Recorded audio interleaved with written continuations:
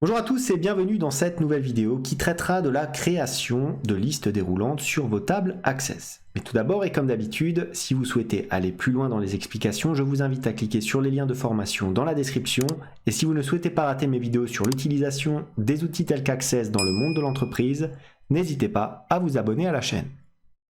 Alors on est sur Access et on va apprendre à faire des listes déroulantes sur vos tables. Alors qu'est-ce que j'ai prévu comme exemple? J'ai prévu un exemple relativement simple issu d'un projet par exemple de bibliothèque de livres. Donc j'ai ma table ici T bibliothèque, je mets toujours ici en préfixe un T pour signifier s'il s'agit d'une table, un F éventuellement s'il s'agit d'un formulaire par exemple. Ensuite qu'est-ce que j'ai? Au niveau de mes champs, j'ai la référence de mes différents livres, donc en numérotation automatique, j'ai l'année à chaque fois des différents ouvrages, et maintenant ce que je souhaite faire, c'est mettre le type de livre dont il s'agit. Par exemple, est-ce qu'il s'agit d'une bande dessinée, est-ce qu'il s'agit, on va mettre un livre classique, ou d'un comics par exemple. Donc, regardez, je crée le champ genre comme ceci. J'appuie sur Entrée. J'ai la possibilité ici d'insérer un texte court. Alors bien sûr, on pourrait se dire que l'utilisateur peut le saisir à chaque fois et mettre le genre à chaque fois qu'il remplit un livre. Mais vous êtes bien conscient que dans une bibliothèque, le genre reviendra plusieurs fois et sera finalement fait de façon totalement exhaustive. Donc je peux créer une liste déroulante à partir de cela. Comment? Regardez, j'ai texte court qui est sélectionné ici. Je clique sur Général tout simplement. J'ai bien sûr la taille du champ qui est limitée ici à 255. C'est la différence entre texte court et regardez texte long que vous avez ici. Je vais laisser en texte court puisqu'on n'aura pas besoin de plus de taille que ça. Ensuite, qu'est-ce que j'ai? J'ai le format ici. Donc au niveau du format, c'est pas là qu'on va éventuellement ajouter différents éléments, ainsi que le masque de saisie, les légendes et l'ensemble de ces différentes données. Maintenant, si je clique sur liste de choix, qu'est-ce que j'ai? J'ai contrôle de l'affichage, zone de texte. Je clique sur la petite flèche ici. Je me retrouve avec quoi? Zone de liste et zone de liste déroulante. Je clique sur zone de liste. Qu'est-ce que j'obtiens? J'obtiens différents éléments. Donc là, vous commencez à comprendre qu'on se rapproche de ce que l'on souhaite. Origine de la source. Je connais les genres qui vont être affectés à ma bibliothèque. Donc j'ai pas besoin d'affecter une table. Donc je vais cliquer ici. Regardez.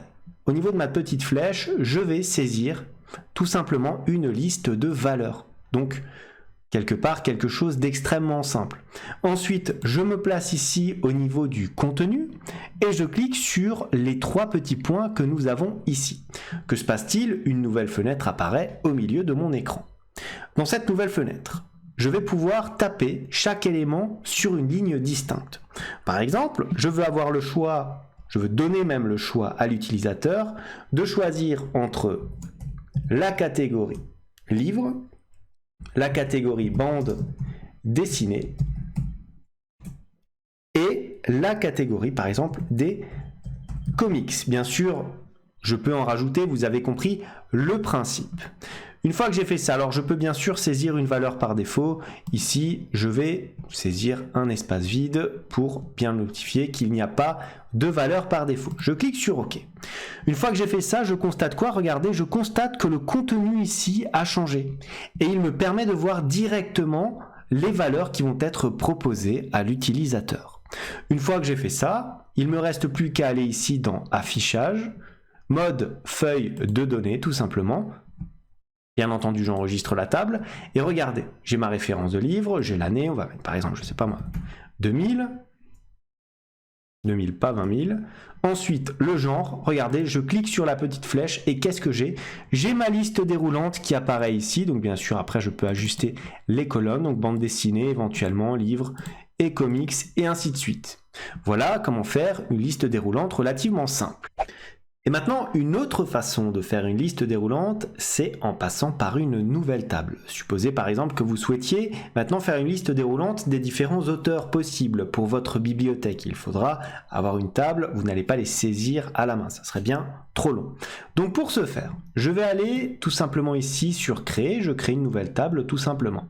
Dans cette table-là, qu'est-ce que nous allons bien entendu avoir comme élément? Je vais me placer en le mode création et je vais l'appeler T auteur. Voilà, donc là de façon très simple, je peux laisser ce champ-là, ça ne me gêne pas spécialement, on peut laisser le numéro, c'est pas un problème. Ensuite, on va avoir quoi? On va avoir tout simplement l'auteur comme ceci, ou les auteurs.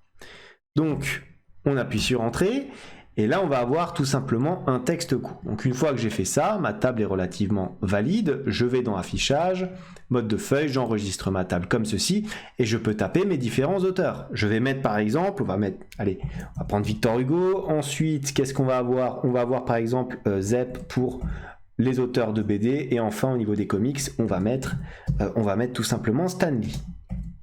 Voilà, donc on a ces trois auteurs. Maintenant, on va voir comment relier ces deux tables afin d'avoir quoi? Afin d'avoir une liste déroulante qui va donc pouvoir être affectée à ces différents éléments. Donc vous avez remarqué, hein, j'ai rien fait de très compliqué finalement, j'ai juste saisi les auteurs de façon directe avec notre zone de texte. Une fois que j'ai fait ça, je vais retourner dans ma table ici de bibliothèque, tout simplement. Une fois que je suis là, donc je suis dans Affichage et je vais bien sûr dans mode création. Pourquoi? Parce que là, je vais rajouter tout simplement une colonne afin de pouvoir sélectionner les différents auteurs. Donc je vais dans mode création comme ceci. Et qu'est-ce que je vais faire? Je vais, comme nom du champ, je vais sélectionner bien entendu les auteurs. Vous avez bien compris la technique. Maintenant, qu'est-ce que j'ai? J'ai l'onglet général ici, donc pareil, on est sur du texte court, donc la taille du champ c'est 255, on laisse comme ça, on n'a pas besoin de faire un petit peu plus. On a la possibilité d'aligner, de modifier l'ensemble des différents éléments dont on a l'habitude de modifier. Ensuite ici, regardez, on a les différentes zones de texte qui apparaissent comme ceci. Donc je peux éventuellement sélectionner liste ici, mais regardez, je vais vous montrer autre chose. On va sélectionner ici la petite flèche. Et dans cette flèche-là, qu'est-ce que nous avons? Nous avons la possibilité ici d'avoir quoi? Un assistant liste de choix. Je clique dessus. Et que se passe-t-il? Je vois qu'une nouvelle fenêtre que je ne connaissais pas apparaît donc. Dans cette fenêtre-là, qu'est-ce qu'on va faire? On va regarder ici, je veux que le champ liste de choix extrait les valeurs d'une autre table ou requête. Donc on est content, c'est sélectionné par défaut, c'est exactement ce que nous souhaitions avoir. Je peux, vous avez remarqué, sélectionner ici, je taperai les valeurs souhaitées, et regardez, si je fais suivant, on a le même type de données à taper que tout à l'heure. Je clique donc sur « Je veux que les champs liste de choix extraient les valeurs d'une autre table ou requête ». Je vais sur « Suivant ». Et sur « Suivant », qu'est-ce que j'ai? J'ai bien sûr mes différentes tables. Et dans ces différentes tables, qu'est-ce que nous avons? Nous avons la table auteur et la table bibliothèque. Je vais bien sûr sélectionner la table auteur. Je clique sur « Suivant ». Et sur « Suivant », qu'est-ce que j'ai? Vous avez remarqué que j'ai les deux champs créé dans ma table auteur, c'est-à-dire le numéro bien sûr de référence de l'auteur et enfin l'auteur en question. Donc ce champ-là va correspondre à la liste. Une fois que je l'ai sélectionné, alors on n'oublie pas bien sûr de cliquer sur la petite flèche ici pour que les champs disponibles deviennent des champs sélectionnés. De la même manière, si je veux retirer un champ, hop, je clique sur la flèche retour, il n'y a pas de problème. Donc je fais cela, je clique sur la petite flèche, je vais dans champ sélectionné comme ceci. Ensuite, qu'est-ce que je fais? Je clique tout simplement sur suivant. Vous avez remarqué que je peux éventuellement trier l'ensemble des différents enregistrements. Donc voilà, hein, j'ai l'ensemble des éléments à trier ici. Je vais laisser comme c'est, pas forcément d'intérêt à les trier ou éventuellement peut-être qu'on va sélectionner auteur comme ça et on trie d'ordre croissant. Voilà, ça peut être intéressant comme élément si on souhaite chercher différents auteurs rapidement. Ensuite, je clique sur suivant. Et qu'est-ce que j'ai? J'ai bien entendu, regardez le classement qui s'est fait par ordre croissant, c'est-à-dire ici par ordre alphabétique tout simplement. Colonne clé cachée. Donc ouais, ça peut être, généralement on la laisse cachée, donc effectivement. Et suivant. Que se passe-t-il? Quelle étiquette souhaitez-vous pour votre champ? On laisse auteur. Voulez-vous activer l'intégrité des données entre ces tables? Donc on peut laisser éventuellement tous ces éléments comme ceci, je clique sur terminer. Bien sûr, il me propose d'enregistrer ma table. Je clique sur OK. Vous voyez ici, on a un langage qui apparaît comme ceci, un petit langage SQL qui nous montre la requête que nous souhaitons mettre en place donc au niveau de notre table. Une fois que j'ai fait ça, je retourne sur feuille de données comme ceci. Donc j'ai le genre qui apparaît ici, donc ça n'a pas changé. Et maintenant, au niveau des auteurs, regardez, j'ai bien mes 3 auteurs qui apparaissent ici et que je peux donc sélectionner par ordre alphabétique, ce qui est relativement appréciable en termes de saisie.